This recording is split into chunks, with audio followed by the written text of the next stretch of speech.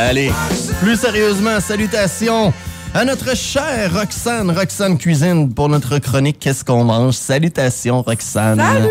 Comment va-t-elle? Hey, reposer. Reposer? Ouais. C'est toujours l'objectif, hein, en revenant d'un long week-end comme celui-ci. Oui, mais je me suis pété des secours de levage tard. 7 heures hier. 7 heures? Oui, mon Dieu! À grasse matinée. All right, on est 2 avril, on est de retour. Fini les congés, fini tout ça. Ouais. De quoi parle-t-on aujourd'hui? C'est donc de le dire, voir. Pourquoi c'est ton sujet? C'est pas mon sujet? Parce que tu m'as lancé la balle. On va l'appeler la dysmo, là, c'est un ami pour aujourd'hui, mais c'est la Attends pas. Dysmorphophobie. C'est la dysmorphophobie. Voyons, c'est pas dur à dire. Je me suis pratiqué dans ma tête. Dysmorphophobie, mais c'est plus facile à écrire que ce qui est marqué sur ma feuille. C'est drôle, hein? Dysmorphophobie, c'est facile, mais dysmorphophobie... Ça, c'est notre affaire. Parfait. Ben, peu importe le terme, c'est quoi ça? Ben, en fait, c'est les personnes qui souffrent de dysmorphophobie, c'est des personnes qui sont obsédées par un défaut imaginaire ou réel, OK? Petit, minime ou très légèrement majeur pour vrai. C'est une obsession par rapport à une apparence physique, un défaut, ce soit une nez croche, les yeux trop petits, le ventre mou, peu importe. C'est donc une obsession par rapport à une partie, une région du corps bien ciblée. OK, parfait. Je pense que déjà là, c'est bien expliqué. Puis ça, moi, je le constate beaucoup en parlant avec des personnes, en ayant des contacts avec la clientèle. Je le constate beaucoup plus chez la femme, évidemment. Ma clientèle, c'est généralement des femmes. Mais je le constate aussi chez les personnes qui ont déjà eu dans le passé un problème de poids et qui sont maintenant à un poids santé. Je le vois beaucoup. C'est comme si les personnes se percevaient encore grosse, même si physiquement, il y a un poids santé. Même si par exemple, là, tu m'en parlais un petit peu en pré-entrevue, même quelqu'un, littéralement, qui s'entraîne un 4-5 jours semaine, les muscles qu'il a, la perte de poids, il l'a fait, mais dans ses yeux, ce sera comme jamais assez. Il l'a jamais assez, mais c'est vraiment une distorsion comme... Comment je faisais ça? Une distorsion visuelle de notre apparence physique. On va voir, mettons quelqu'un qui a un nez vraiment légèrement croche, là. La personne, elle va le voir méga croche, tu sais. Je pense qu'on est tous placés, humainement parlant, pour exprimer un défaut qu'on a, puis que nous autres, on l'amplifie par cette obsession-là, sur ce défaut-là. Je pense qu'on a tous ça. Tu sais, le ventre mou, je pense aux femmes qui ont eu des enfants, le ventre Le ventre? Le ventre vous. Le ventre mou, les gros bras, les babayes de bras, les oreilles croches. On a tous cette tendance-là, mais c'est ça. Elle est beaucoup plus fréquente, évidemment. Je dis évidemment, mais ça touche beaucoup plus les adolescentes et les femmes. Mais ça n'exclut pas les hommes. C'est aussi, sur les hommes, c'est pour les hommes qui cherchent à avoir un corps svelte, musclé. Ça, on appelle ça la dysmorphie musculaire. OK. Qui est comme une sous-classe de la dysmorphie. Hey, je vais avoir de la misère aujourd'hui. Mais c'est pas la dysmorphophobie?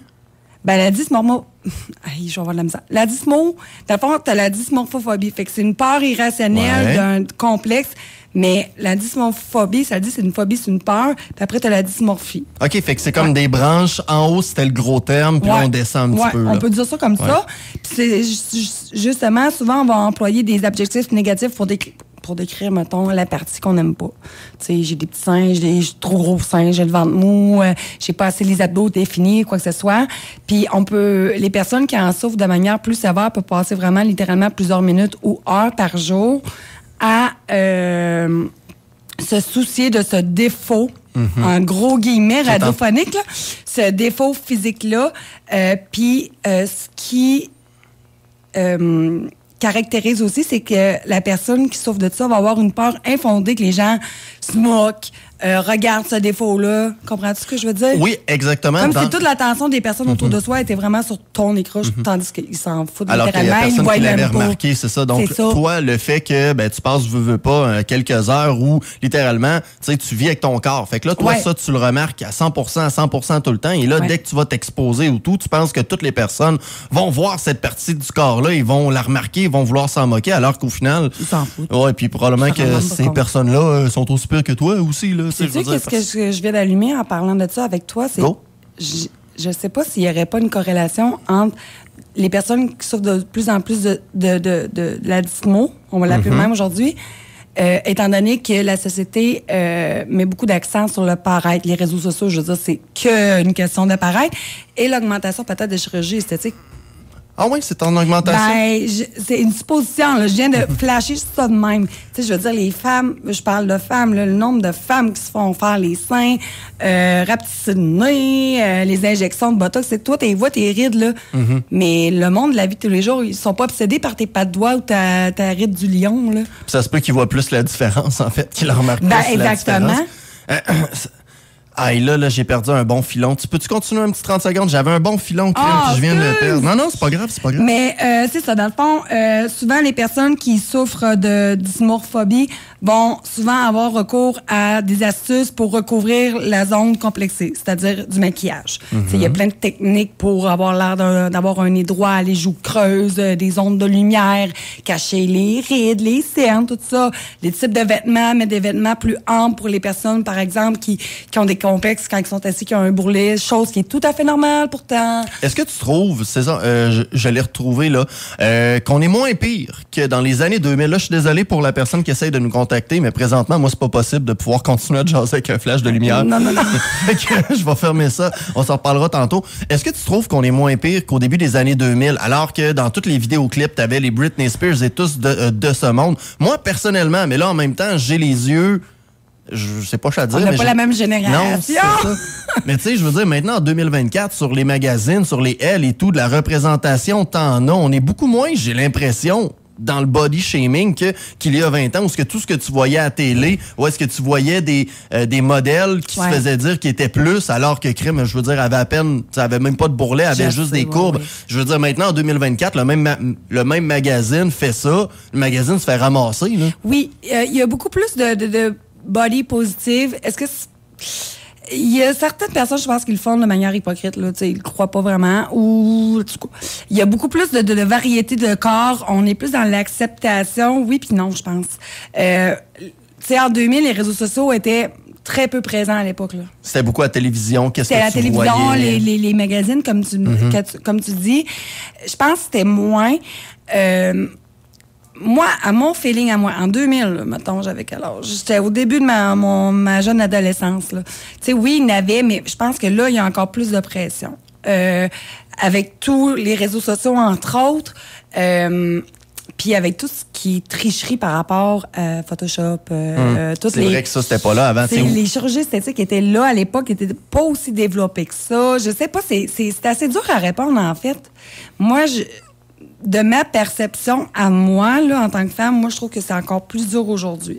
Ben, c'est vrai que y a une chose auquel moi, je ne suis pas du tout dans mon environnement, puis c'est les Instagram. J'ai jamais eu d'Instagram de toute ma vie. Fait qu'à partir du moment que tu rajoutes juste ce réseau social-là, parce que Facebook, à travers les années, j'ai l'impression que ça a changé. C'est plus une place de PME, c'est plus une place de « Hey, voici mon entreprise, tu jases à grand-maman. » Mais des beaux petits bodés, là, t'as plus ça sur Facebook. Non, ben ça a été une des raisons pour lesquelles j'ai été super réticente à m'ouvrir un compte Instagram pour mon entreprise. Parce que fondamentalement, je voulais pas m'être confrontée à ça. Ouais. Parce que moi-même, en tant que femme, même si j'ai mon poids santé, j'en souffre de tout ça. Tu sais, je me vois tout le temps bof, tu sais, plus gros. Puis tu sais, sur Instagram, c'est que ça, là, des bodies de filles, j'ai envie de dire entre guillemets, parfaits.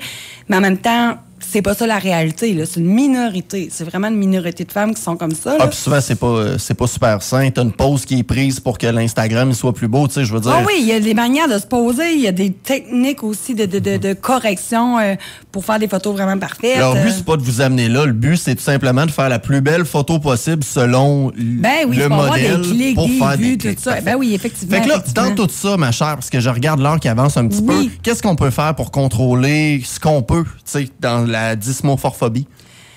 Qu'est-ce qu'on peut faire? Je pense que ça part beaucoup d'une question d'estime de soi, de confiance en soi. Première des choses. Moi, je me dis à toutes les personnes qui en souffrent, là, si tu le sais fondamentalement, que tu as des saines habitudes de vie, que tu manges généralement santé, ça veut pas dire de pas avoir des gâteries, que tu es une personne active, que tu prends soin de toi, tu peux pas faire plus que ça. Tu sais, pour les personnes, mettons, comme moi, je te l'ai dit en dehors des ondes, là, tu sais, moi, mon ventre, tu sais, j'ai eu 3 enfants en 3 ans, j'ai déjà pesé 220 livres, tu sais, j'ai pas le ventre six-pack, ferme et tout ça, mais, tu sais, je me dis, crime, mes enfants, ils jouent avec manière de parler, mais ils trouvent confortable ma bédaine. Tu sais, ils disent, pourquoi qu'il est molle? Ben, parce que tu as habité dedans 9 mois. Tu sais, j'essaie de tourner ça un peu à la ridicule, puis de me dire, tu sais, moi, mon objectif, ce serait facile de vouloir avoir le ventre de telle fille, avoir la shape de telle fille, mais en fait, quand on est toutes, il faut trouver notre individualité, puis essayer de se faire plus confiance que, regarde, j'ai des bonnes habitudes, c'est ça mon corps. Puis that's it, tu sais, de plus un peu le je m'en foutisme. Une des bonnes façons pour reprendre confiance, une journée à la fois, eh bien, c'est d'avoir l'un de tes super beaux livres. Tu nous en as apporté même un peu de plus aujourd'hui. Oui, faire des tirages. Yes, ça va être... merci beaucoup. Donc, c'est un premier jet, littéralement, pour pouvoir reprendre confiance et reprendre la qualité de ce qu'on mange. Et pour de vrai, juste d'avoir un petit guide comme ça, de pouvoir s'inspirer, c'est super plaisant. Roxane qui est toujours disponible aussi. On peut te retrouver sur Facebook. Oui, Instagram. Il n'y aura pas de photo de moi. C'est juste de la bouffe. C'est de la papote. Allez, je te laisse aller. C'était notre chronique Qu'est-ce qu'on mange? Merci beaucoup, Roxane. Merci. Salut. Bye-bye. La chronique Qu'est-ce qu'on mange vous a été présentée par Roxane Cuisine. Difficile de cuisiner des repas qui sont simples, faciles et qui vont plaire à toute la famille? Catherine Roxane Veilleux vous propose des solutions simples et efficaces pour rendre la cuisine agréable, amusante et plus santé. Son magazine Roxane Cuisine vous aidera à gravir une étape de plus vers l'amour de soi et le développement d'une relation plus saine avec la nourriture.